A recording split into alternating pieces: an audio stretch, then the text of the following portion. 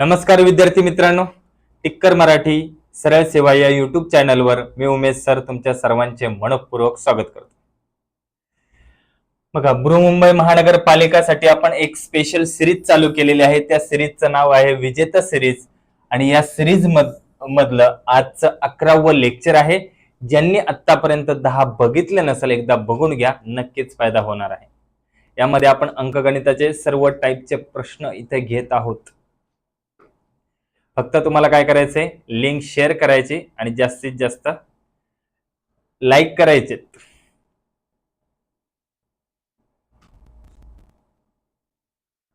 चला करायची सुरुवात. पहिला प्रश्न बघा, 1296 वर्गमुळाच्या वर्गमुळातून 625 वर्गमुळाचे वर्गमूळ वजा केले तर खालीलपैकी कोणत्या संख्येचे वर्गमूळ शिल्लक राहते? ऑप्शन बघा, 9, 1, 4 आणि 25.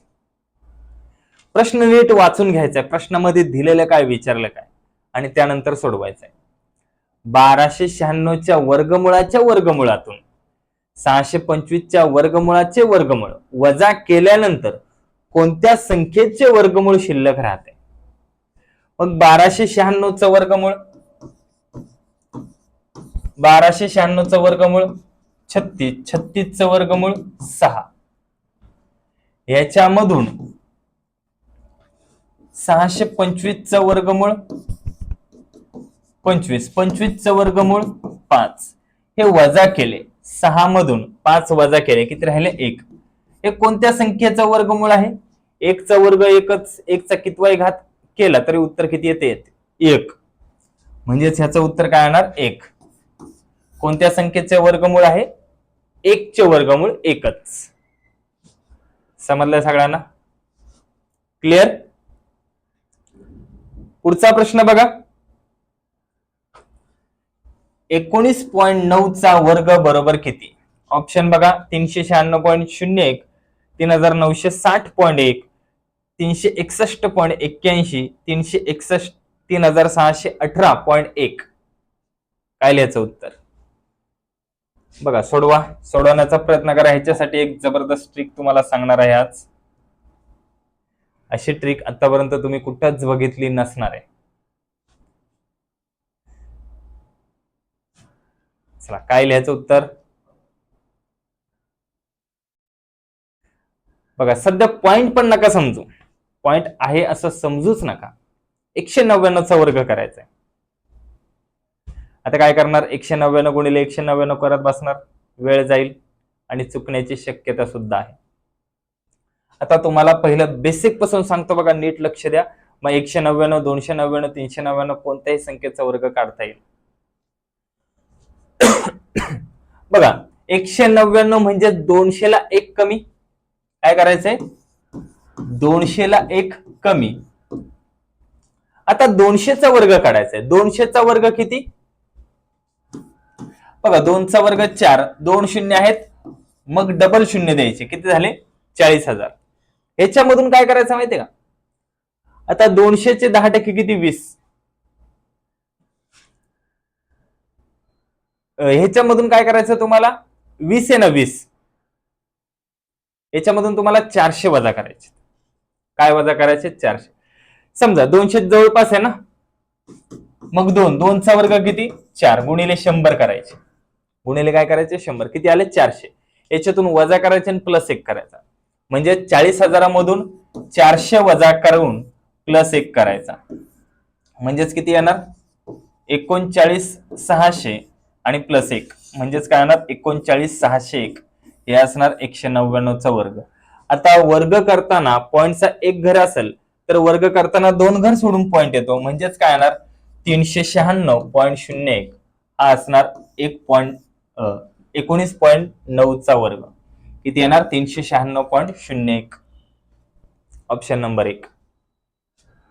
कळले तुम्हाला? याच्यावरती मी एक व्हिडिओ बनवणार आहे. 199, 299, 399 चा वर्ग कसा काढायचा काही सेकंदामध्ये तुम्हाला समजून जाईल. आता हे तुम्हाला समजलंय? कळले? परत एकदा सांगतो बघा, काय करायचंय? 199 म्हणजे समजायचं 200. 200 चा वर्ग किती? 40,000. मग 40,000मधून काय करायचे, 400 वजा करून प्लस 1 करायचं. आता हे 400 कुठून आले याची बेसिक कन्सेप्ट मी एक व्हिडिओ बनवल तेव्हा तुम्हाला सांगून दे. मग 400 वजा करायचे, 600 वजा करायचे, 900 वजा करायचे, 400 वजा करायचे, 600 वजा करायचे, 800 वजा करायचे, 1000 वजा करायचे आणि प्लस 1 करायचं. याचा एक स्पेशल व्हिडिओ बनवल तुमच्यासाठी खास. ठीक आहे, समजलं सगळ्यांना? पुढचा प्रश्न बघा. 35चा वर्ग वजा 28चा वर्ग बरोबर m वर्ग. तर m बरोबर किती? ऑप्शन बघा 7, 21, 49 आणि 14. बघा इथं 35चा वर्ग आणि 28चा वर्ग करत नका बसू. वर्ग करून त्याची वजाबाकी करून परत त्याचं वर्गमूळ काढायचं. बघा ही जी संख्या आहे त्याला a म्हणा, ही जी संख्या आहे त्याला b म्हणा. म्हणजेच a वर्ग वजा b वर्ग ह्याची फोड काय आहे ती a अधिक b एका कंसात दुसऱ्या कंसात a वजा b. a अधिक b बेरीज करा, कंस म्हणजेच काय होणार शेवटी गुणाकार. म्हणजेच काय येणार 35 अधिक 28 एका कंसात दुसऱ्या कंसात 35 वजा 28. मग 35 आणि 28 किती झाले, 8 आणि 5 13, 3 आणि 3 6 63 गुणिले यांची वजाबाकी 28 आणि 2 30 आणि 5 म्हणजे 7. मग 63 गुणिले 7 हे काय येणार m वर्ग, कारण ह्याचं उत्तर काय आहे m वर्ग. मग 7 त्रिक 21, 6 7 42 आणि 7 त्रिक 21 2 आले, 6 7 42 2 44 म्हणजेच किती येणार 441 बरोबर m वर्ग. आता तुम्हाला काढायचा m ची किंमत, म्हणजेच m चा वर्गमूळ घेतो. मग 441 चा वर्गमूळ किती 21, म्हणजे m ची किंमत किती येणार इथं 21 येणार आहे. Option number 2. कळलं, m ची किंमत किती येणार 21. क्लिअर, समजलं का सगळ्यांना? अशा प्रकारचा कोणताही प्रश्न आला सेम ह्याच पद्धतीने सोडवायचा. a वर्ग वजा b वर्ग म्हणजेच काय होणार फोड a अधिक b, एकदा त्यांची बेरीज एकदा त्यांची वजाबाकी आणि जे त्यांचं उत्तर येईल त्यांचा करायचा गुणाकार. तो असणार त्यांच्या दोन वर्गांमधला फरक. मग तिथं संख्या कोणत्याही असो. कळलं, फक्त एकच गोष्ट लक्षात ठेवायची, मोठ्या संख्येच्या वर्गामधून लहान संख्येचा वर्ग वजा होतोय. कळलं, मग मोठ्या संख्येला नेहमी a माना, म्हणजे तुम्हाला इथं वजाबाकी करायला सोपं जाईल. क्लिअर. पुढचा प्रश्न बघा. दुकानामध्ये 1 किलोग्राम टोमॅटोची किंमत 14 रुपये आहे. शिलाला 3.1/2 किलो टोमॅटो हवे आहेत, तर तिला यासाठी किती खर्च येईल? ऑप्शन बघा 42 रुपये, 49 रुपये, 56 रुपये आणि 35 रुपये. किती येईल खर्च? आता 3.1/2, 1/2 म्हणजेच काय अर्धा आणि 3 पूर्ण म्हणजेच 3.5 किलो टोमॅटोची किंमत किती?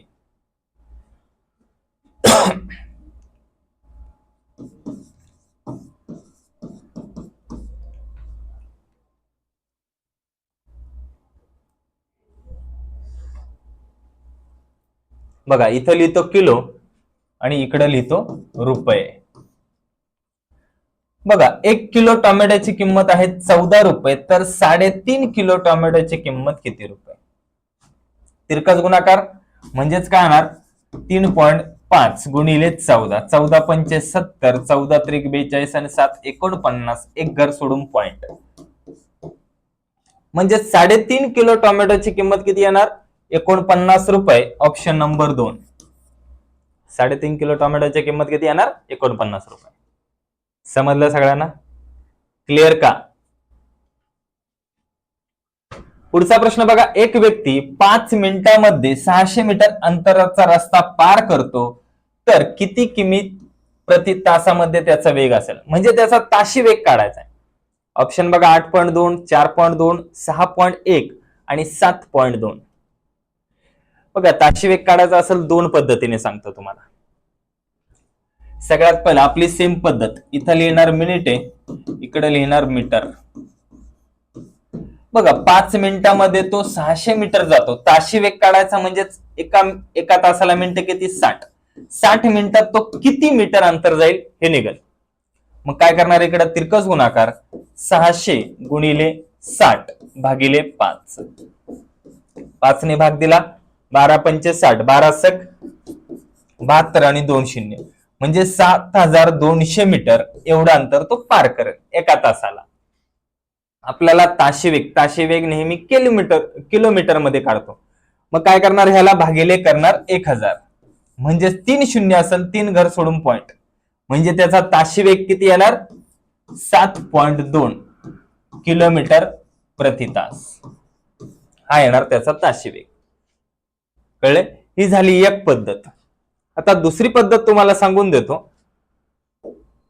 बघा, आपण ताशी वेग रेल्वेचा कसा काढतो,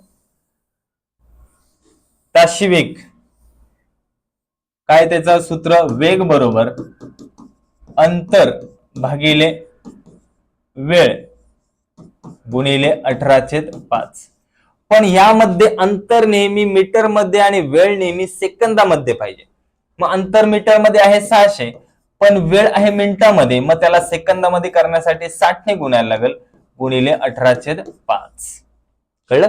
इथं फक्त 5 नाही घ्यायचे, कारण 5 मिनिटं आहेत, म्हणजे सेकंद किती, 300 सेकंद. 300 घ्या किंवा 5 गुणिले 60 घ्या. भाग द्या आता, 0 गेला 0 गेला, 6 के 6 0, 5 के 5, 5 दुने 10. काय येणार आता इथं, 18 दुने 36/5. 5 ने भाग दिला, 5 7 35, 1 उरला, 0 घेतला, पॉइंट दिला, 7 दुने 14. डायरेक्ट तुमचा ताशी वेग तुम्हाला भेटून जाईल. किती येणार, 7.2 किलोमीटर प्रति तास. Option number 4. कळलं? जर तुम्हाला ह्या सूत्रानेच काढायचं असेल तर वेळ नेहमी सेकंदामध्ये आणि अंतर नेहमी मीटर मध्ये पाहिजे. गुणिले 18/5 घेतलं, काही सेकंदात उत्तर येऊन जाईल. किंवा जर तुम्ही बेसिक पद्धतीने काढलं तर येणारं उत्तर हे नेहमी मीटर मध्ये असेल, मग त्याला नेहमी भागिले 1000 करायचं. कळलं? मग तुम्हाला ताशी वेग भेटून जाईल. उत्तर किती येणार, 7.2 किलोमीटर प्रति तास हा असणार ताशी वेग. कळलंय सर्वांना? क्लिअर? ज्याला पाहिजे असेल स्क्रीनशॉट घेऊ शकता.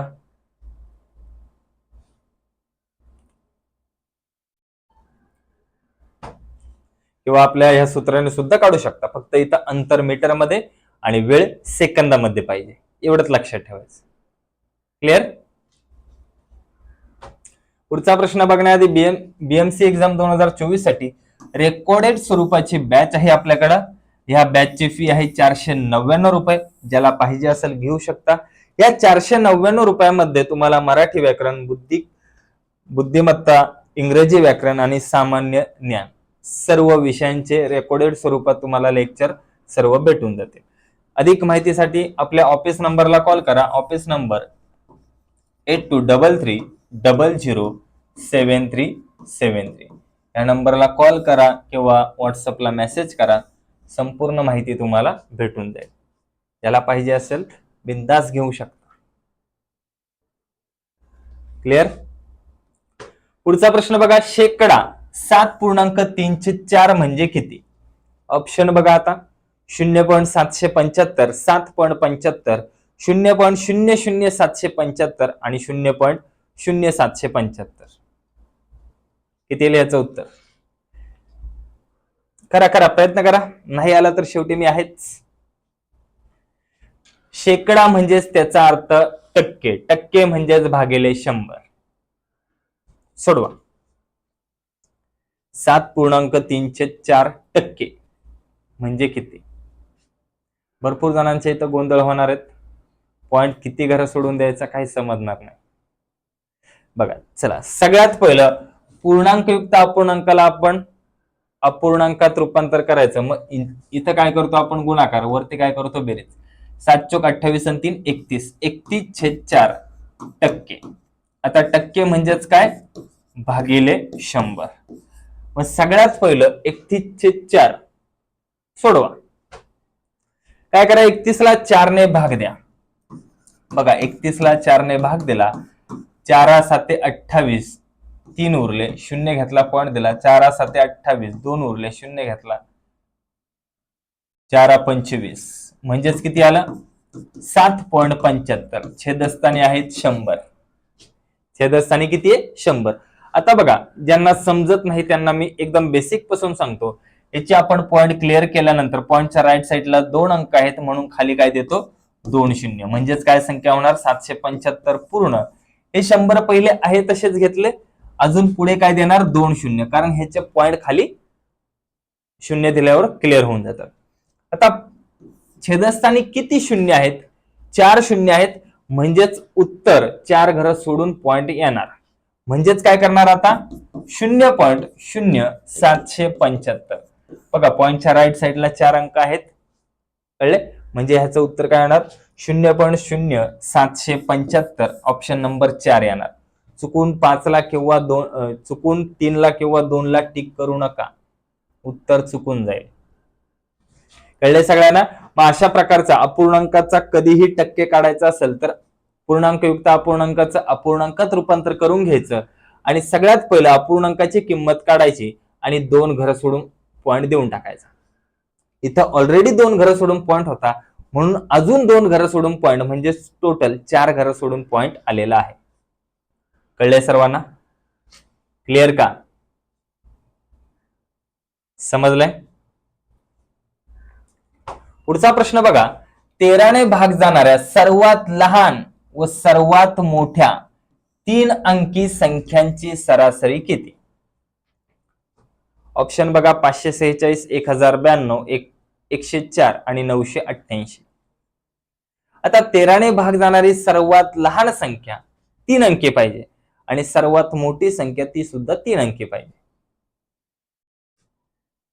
आता बघा सर्वात लहान संख्या सगळ्यांनाच माहिती 13 7 98, 13 8 14, म्हणजे 104 ही संख्या 13 ने भाग जाणारी सर्वात लहान आहे.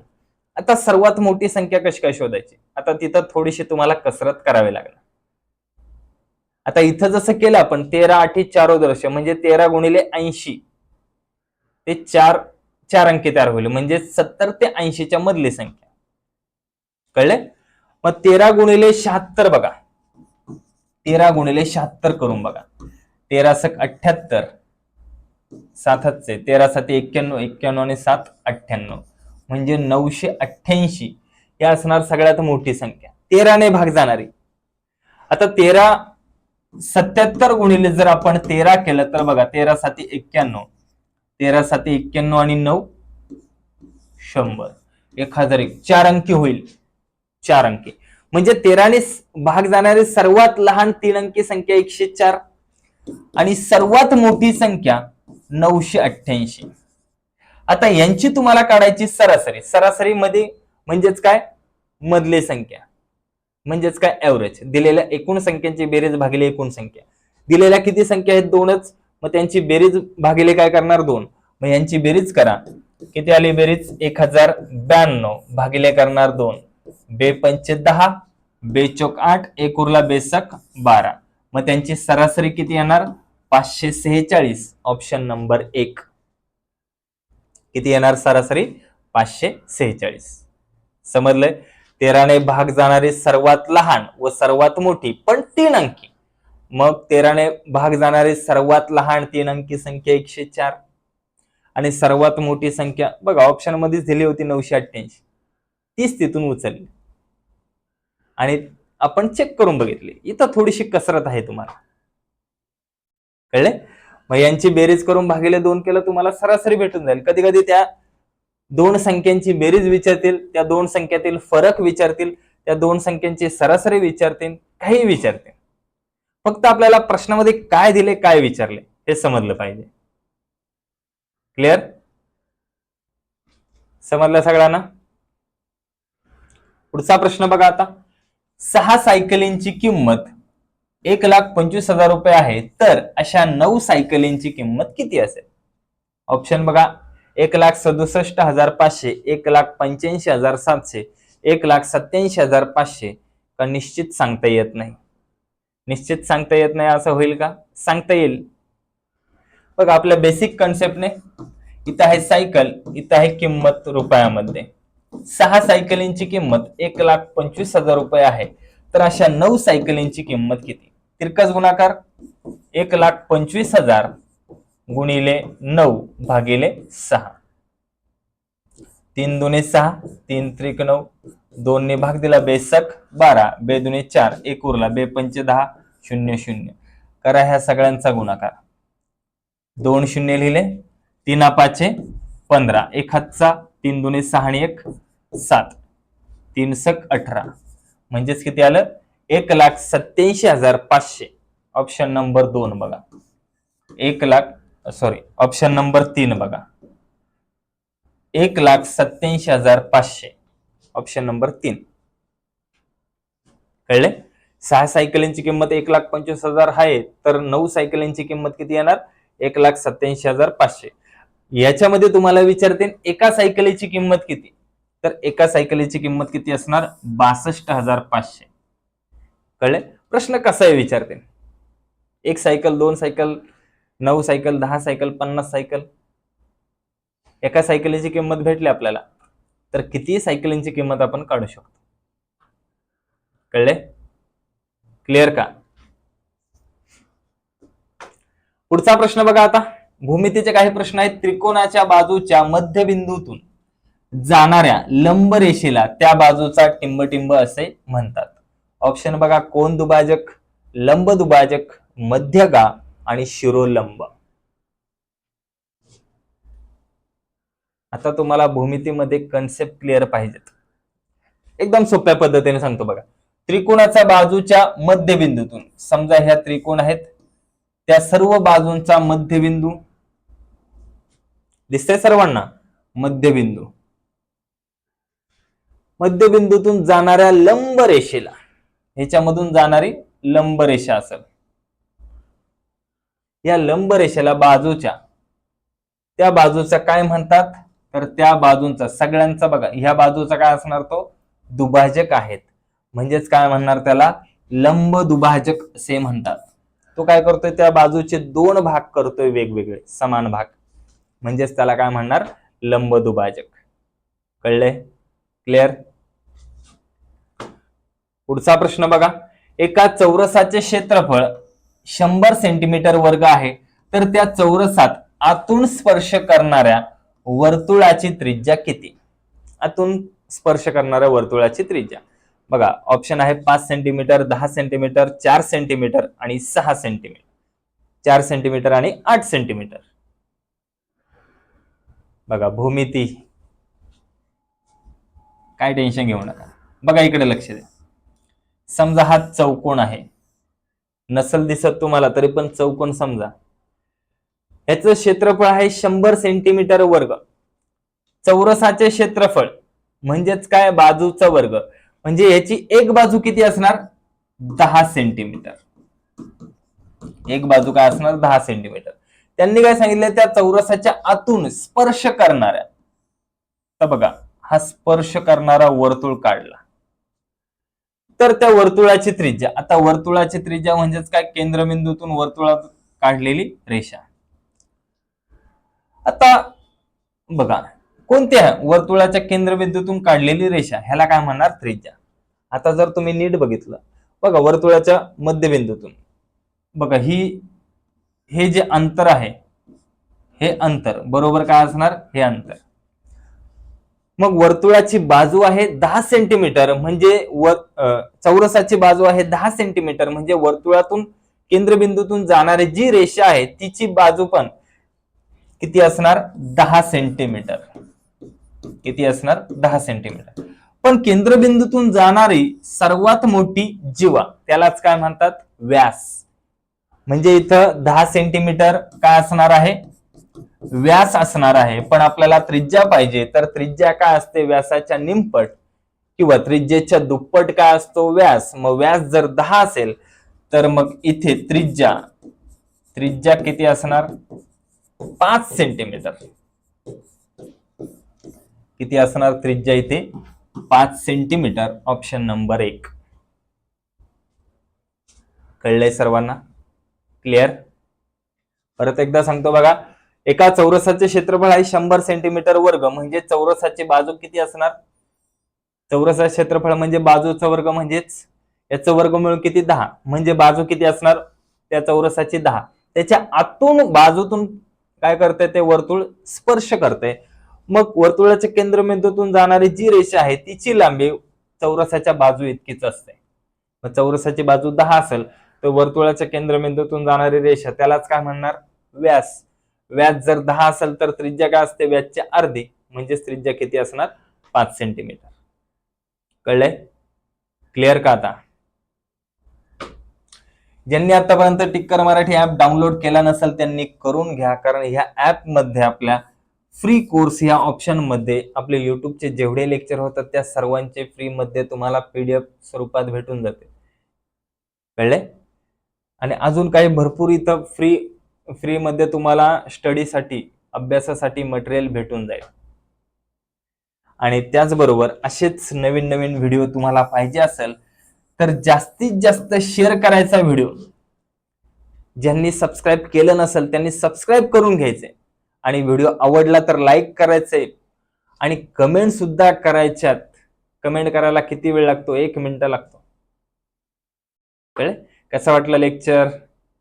याच्याबद्दल कमेंट सुद्धा करायच्यात. चला मग आज आपण इथेच थांबूया, भेटूया पुढील नवीन भागामध्ये. तोपर्यंत सर्वांना बाय बाय, टेक केअर आणि सर्वांना ऑल द बेस्ट. एकच सांगाल फक्त, रिव्हिजन करा, रिव्हिजन करा, रिव्हिजन करा.